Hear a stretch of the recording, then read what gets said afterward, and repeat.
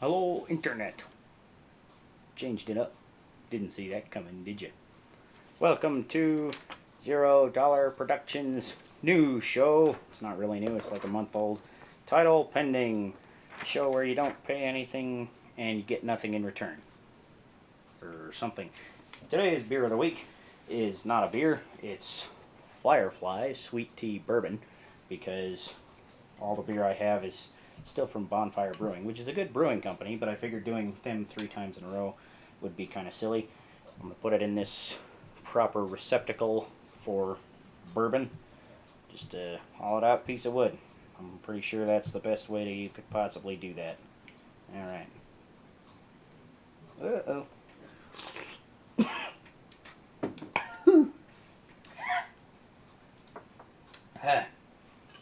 It's like bourbon. It tastes like sweet tea. It's exactly what it's advertised as. It's got a little bit of that fieriness that's from bourbons, which is why I'm coughing there, but it's not as fiery as a lot of bourbons. But anyways, moving on. So today's list is the top 5 games that I love for the Nintendo GameCube. And we're going to start with number 5. And now introducing visual aids. Bum, bum, bum. The number 5 GameCube game is Super Smash Bros. Melee. Oh. Right. So, I couldn't find my old Super Smash Bros. Melee box, but, it'll work. For the visual aid, I'm pretty sure none of you care, except for all of you out there that are like, oh man, I hate Brawl, it's not nearly as good. But you know what? It was a pretty solid game. It was fine. Stop complaining about it. Anyways, so Super Smash Bros. Series is great for a multitude of reasons. Started on the Nintendo 64, and ever since then, it's pretty much been a lot of the same kind of gameplay, and a lot of the same kind of game, just with added characters, added stages, new items, some different mechanics here and there. But overall, it's maintained probably one of the most fun fighting game elements. It's not the most complicated fighter. There's not a lot of huge super combos for people like that. So some people will put it down as just not being a great fighting game. But I think it's a fantastic fighting game for the fact that anybody of any skill level can just pick it up, and you can put a little handicap on maybe, and they can do okay, and they'll have fun even if they don't, even if you're just screwing around, you and your buddy versus 2 computer players, you can still have a lot of fun with a lot of people. It's a very inclusive game. You don't have to grind 70 hours to be really good at it. You can pick it up and just play, and you'll do okay, and it'll just be a ton of fun. In addition, Super Smash Bros. Melee was one of the coolest games I liked just for collecting stuff, because there was a whole buttload of trophies to collect, and I don't remember if there was stickers in that one or if that was the Super Smash Bros. Brawl, but there was a lot of collectibles, and it actually took quite a long time and some serious gameplay to collect all of them. In fact, to this day, I have never 100%ed it. I've come this close. I got every trophy except for one, because I couldn't beat that Majora's Mask stage. I'm sure a lot of you remember, where you actually fight on the Majora's Mask, and it's just a really awkward stage, and you're fighting against 3 really high-level computers, and it kind of kicked my butt. That's the one mission that I never completed in that game, and I at some point intend to go back just to prove my manliness and defeat it, but I'm not sure I ever will, just because at this point I'm far too good at, the new Super Smash Brothers to go back to the old one. The last time I went back, I really sucked horribly. But anyways, we're going to move on here. Alright, moving on to number 4. This is my 3rd take, so that means you have to drink like 6 times. And I'm not sure how many this counts as, because I'm drinking bourbon instead of beer. Anyways, number 4, Custom Robo, which I do have the actual case for, because I didn't lose it, which apparently I lost my Super Smash Bros. Case. And I even have the original game and the receipt from a GameStar that no longer exists. Thank you, GameStop. Anyways, Custom Robo is an awesome game for so many reasons. It starts out, it's a fairly simple fighting game. I like that element of it, like I liked Super Smash Brothers.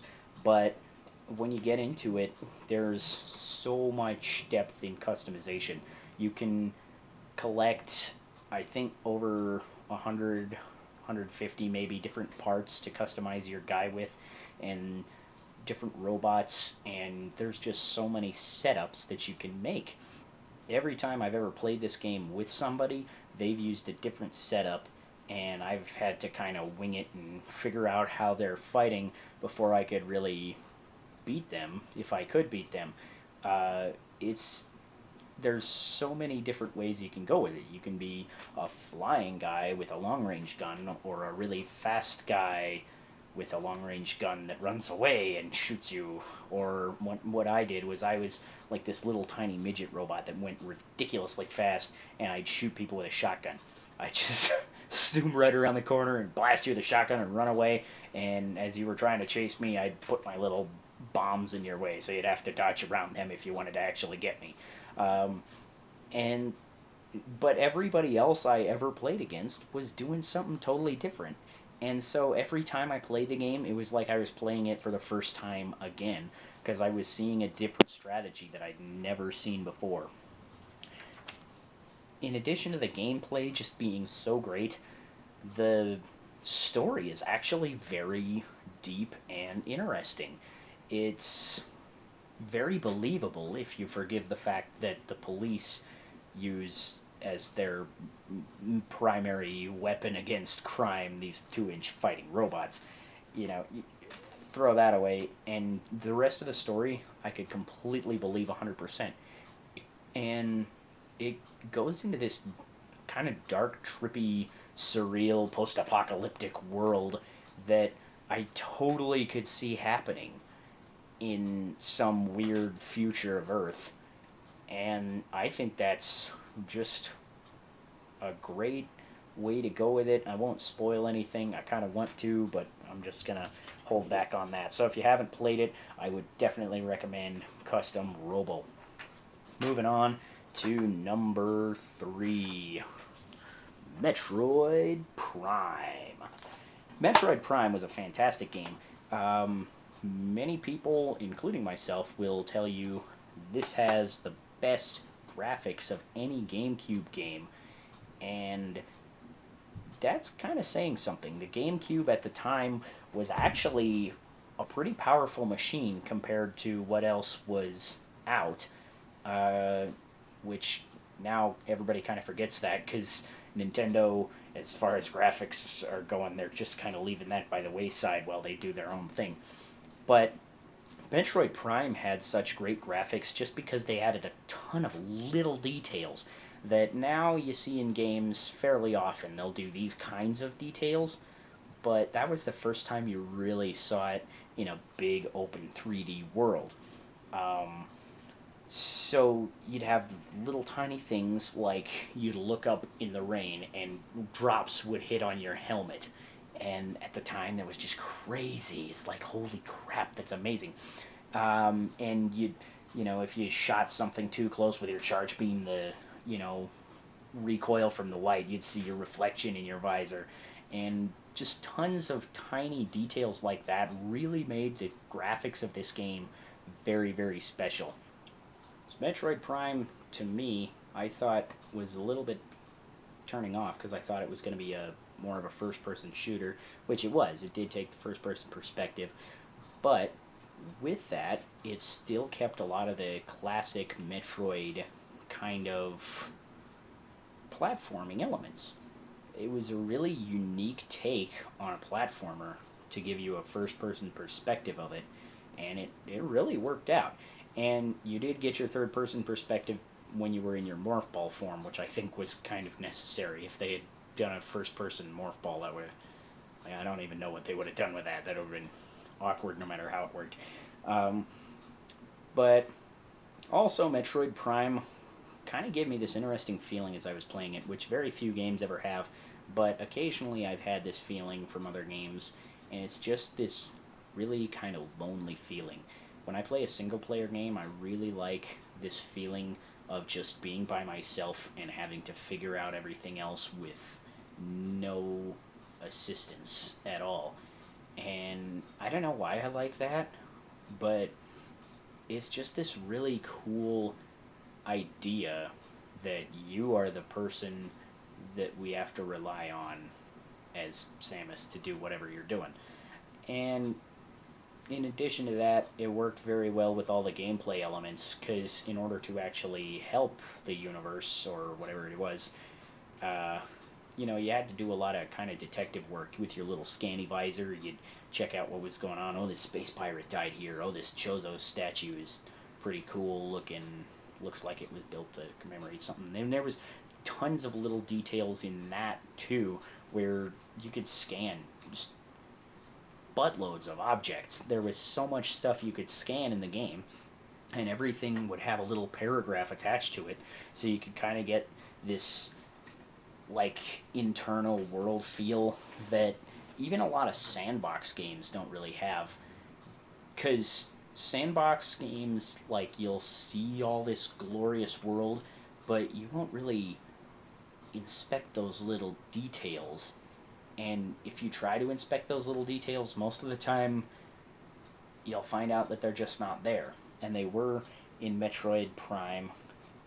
This was just a gorgeous game, and it spawned several sequels. There's been rumors of Metroid Prime 4 coming out for NX. I don't know how true that is, but I guess we'll see.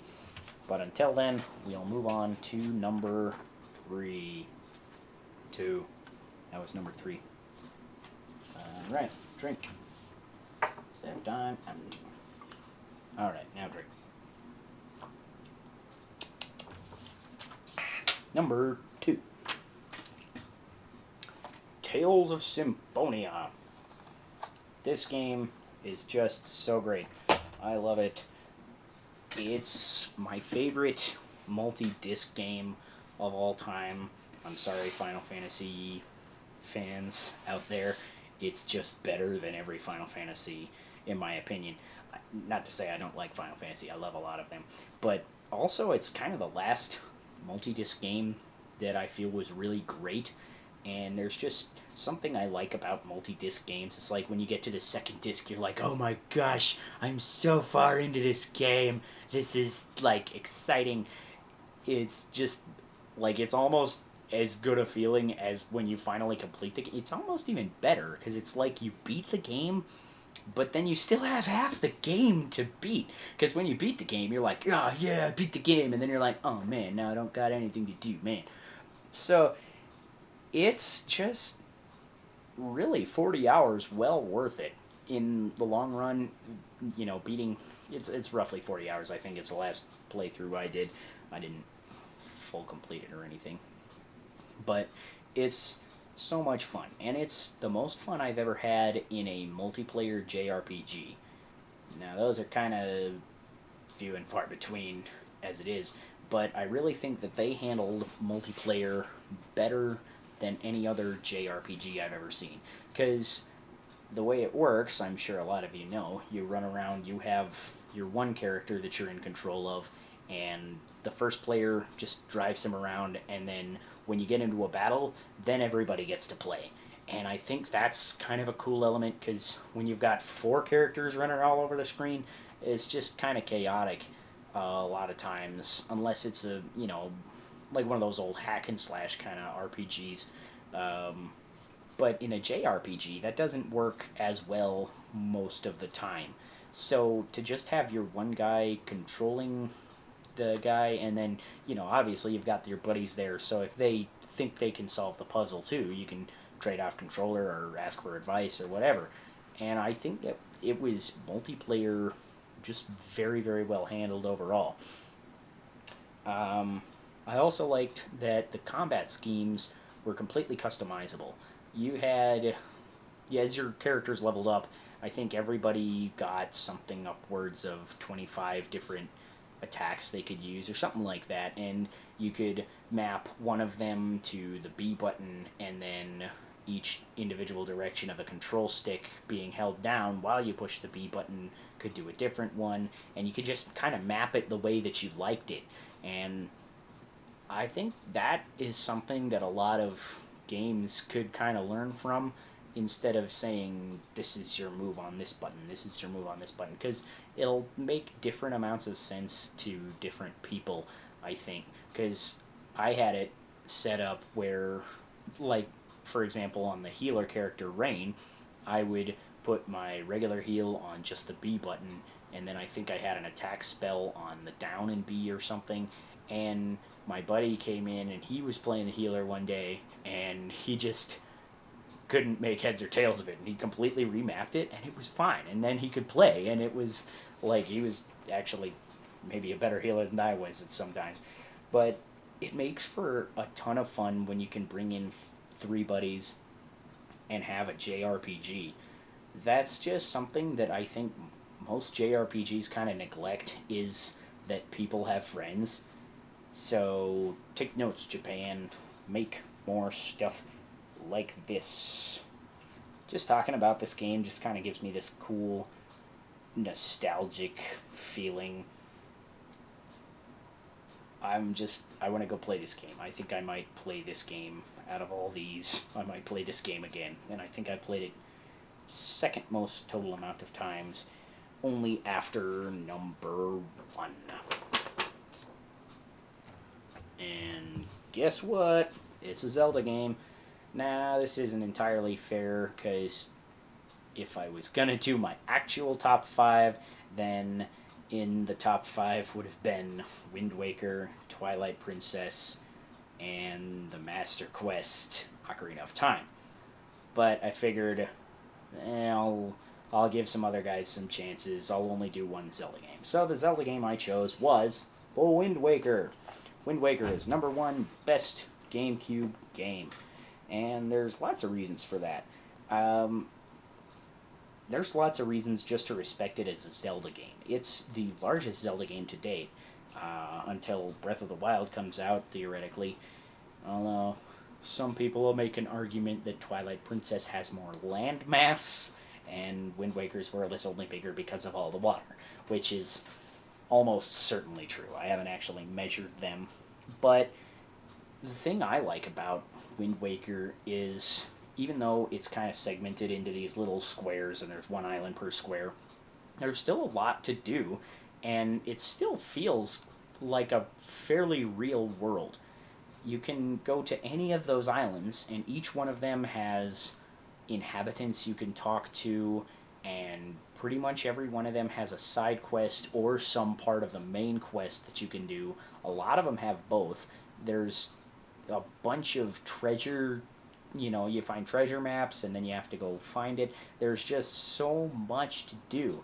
There's literally hours and hours of gameplay without even touching the story. Side quest lovers will always reference Majora's Mask as a good Zelda game for side quests, but this one's got it beat, in my opinion.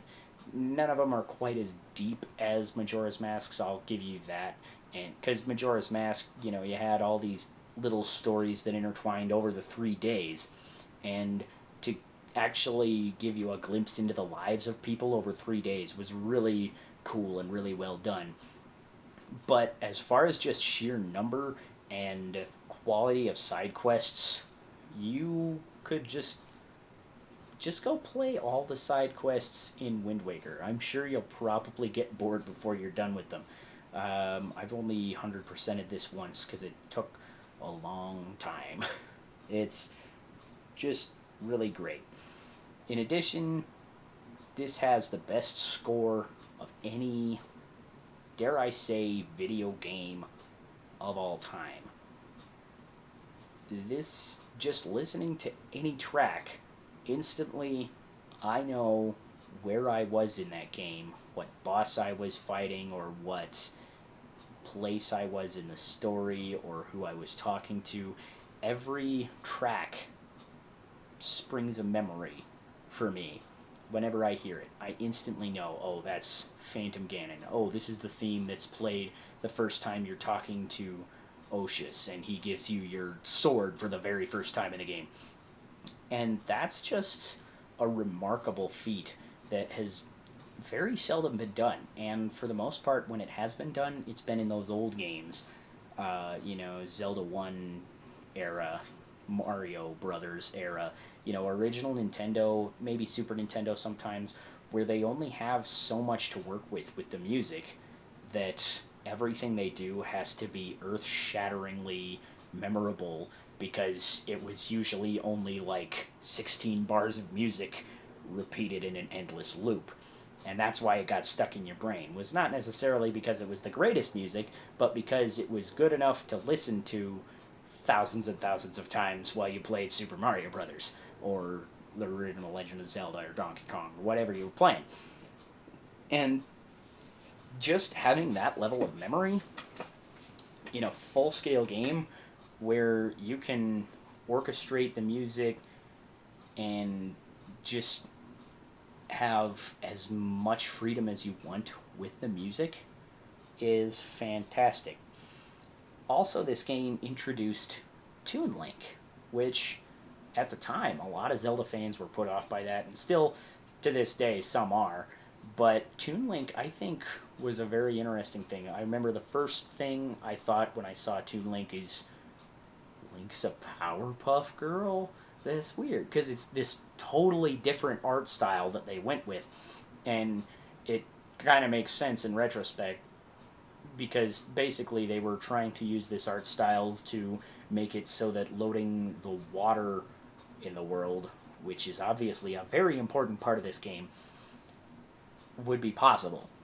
And they found it was much, much easier and didn't take nearly as much memory to load kind of realistic looking water in this, cel-shaded art style. It wasn't realistic looking, but it was realistic to the art style. It didn't look out of place.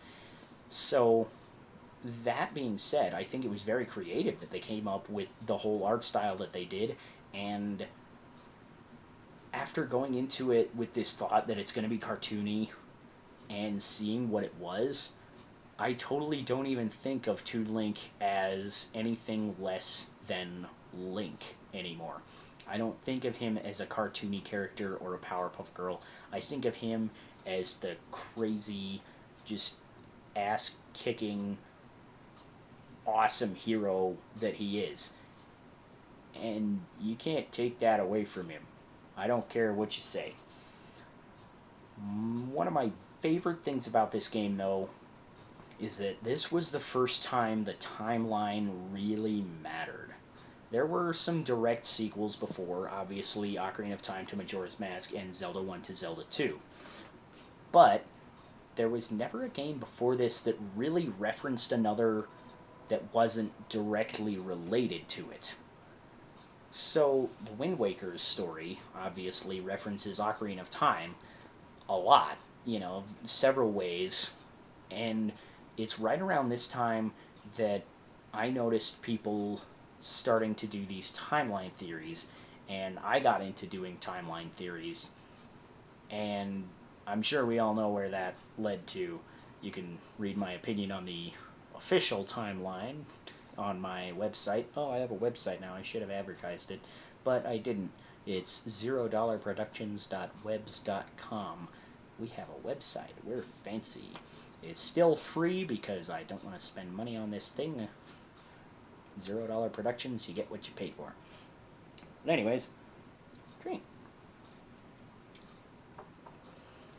So around this time, gamers started coming up with timeline theories, and it really kind of exploded with the release of Twilight Princess with the timeline theories. Everybody was getting into their own timeline theory. And I really just loved that aspect of the game. I love talking to people about their theories on the timeline, where they think the next game is going to be, which obviously is the only thing that we can possibly talk about now with Breath of the Wild, until Nintendo reveals it, and then the conversation will be dead once again. But you can read about that on the blog. just having a lot of points of reference to other games really just kind of made the timeline slide together in some ways. And there was still a lot of gray area with Wind Waker's release, and it was like a lot of it was gray area until the official timeline released, and that kind of almost just created more gray area and debate. But having the idea that all of the Zelda games are related instead of just the ones that are directly related is so great, because it gives you infinite possibilities just to speculate. Even though the only thing to speculate on anymore is when will the new game be placed in the timeline. That still leaves so many options open. And I've heard a lot of convincing theories for all three timeline splits, and even some I expect a fourth timeline split kind of things. So, without Wind Waker, I'm not sure we would have had that exactly the same, because no other game really referenced any other the way that Wind Waker did. Even the direct sequels, obviously those two games are related, but just because Majora's Mask and Ocarina of Time are related, what does that have to do with Zelda 2? Without a game referencing something as a long, long time before, the timeline as we know it, I don't think would exist. And the best thing about this game was that epic, climactic Ganon fight. There is nothing to cap off a good Zelda game better than a ridiculously awesome fight with Ganon. There's a lot of other cool bosses and final bosses in the Zelda series and in any other series, but my favorite thing to find at the end of a game is a fight with Ganon. I think he's the most fun and interesting villain to fight mechanically that there has ever been in any game. And I'm hoping that that'll take it to a next level in Breath of the Wild, because seeing a lot of the things you can do with the big world bosses in Breath of the Wild, I'm wondering if there's going to be some kind of mechanic like that. You'll have to climb up on Ganon's back for one of the phases and stab his weak point or something, and then in the next phase you'll have to find some other way to get him down or something. There's just so many ways they could go with it. But in the Wind Waker, they kind of stuck to their bare bones. They gave him three kind of big, monstrous versions of himself with the puppet Ganon, and then you just had a straight-up sword duel, and he whips out two katanas, and he's moving like a crazy madman, and you're like, how do you even move that fast? You're gigantic. That's crazy. And it's just the best capstone to a Zelda game that I think there's ever been.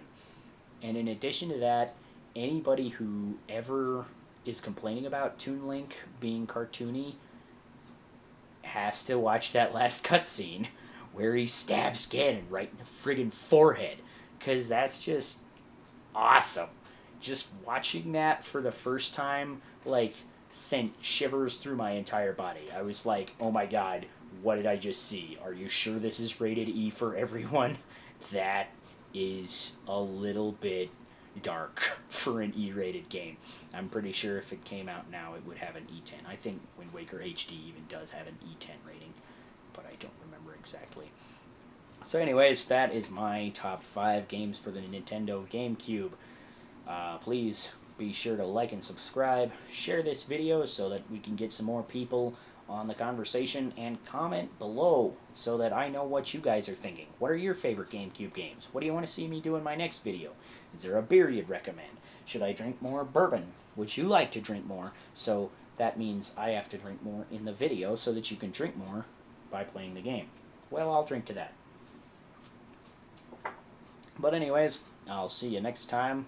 My name is Sean Michael Patrick Thompson, and I'm going to stop talking now. Catchphrase penny.